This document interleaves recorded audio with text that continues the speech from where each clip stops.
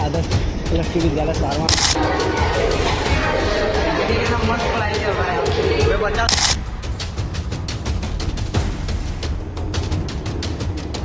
School इसलिए होता है ताकि बच्चे डिसिप्लिन्ड हो सके, अनुशासित हो सके, पढ़ाई लिखाई कर सके और अपना भविष्य संभाल सके। भविष्य की नींव यही पड़ती है स्कूल में ही। स्कूल इसलिए तो है। लेकिन क्या हो अगर स्कूल में ही आपको ये ट्रेनिंग मिलने लगे कि आप अपना भविष्य बर्बाद कैसे कर सकते हैं, फिर क्या हो? देवघर से ऐसा ही एक सनसनीखेज मामला सामने आया है, सारवा से।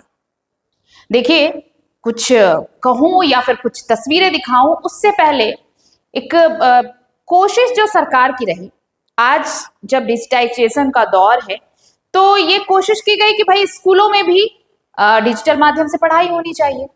तो डिजिटाइजेशन के इस दौर में डिजिटल बोर्ड उपलब्ध करा दिए गए ताकि बच्चों को समझाने में और आसानी हो। यही कोशिश रही है।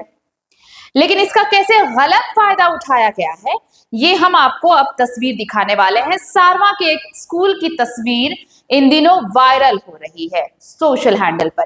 क्यों वायरल हो रही है?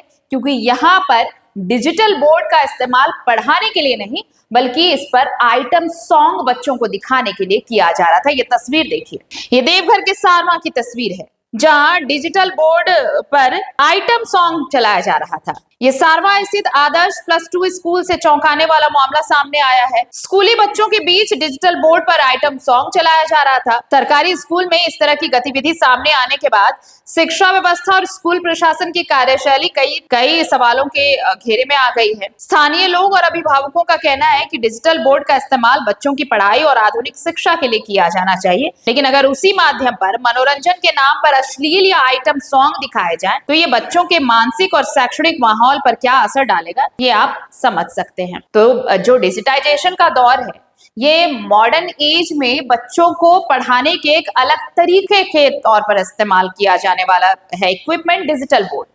लेकिन यही डिजिटल बोर्ड जहां पर क ख ग की बजाय आइटम सॉन्ग चलने लगे, तो फिर बच्चे क्या सीखेंगे, क्या पढ़ेंगे, ये आप बेहतर अंदाजा लगा सकते हैं। लेकिन इसके फिक्र कौन करता है? अगर फिक्र कोई कर रहा होता तो फिर ऐसी तस्वीरें सामने ही नहीं आती। इसलिए तो सवाल उठता है कि बच्चों का भविष्य तैयार करने की जिम्मेदारी जिन पर है, क्या उन्हें पुख्ता किया गया है कि वाकई उन्हें जो काम सौंपा गया है वो ठोक बजाकर अपना काम बेहतर तरीके से कर पा रहे हैं? अगर कर पा रहे होते तो सारवा के इस आदर्श स्कूल से ऐसी आदर्श तस्वीर सामने नहीं आती। अब आप तय कर लीजिए,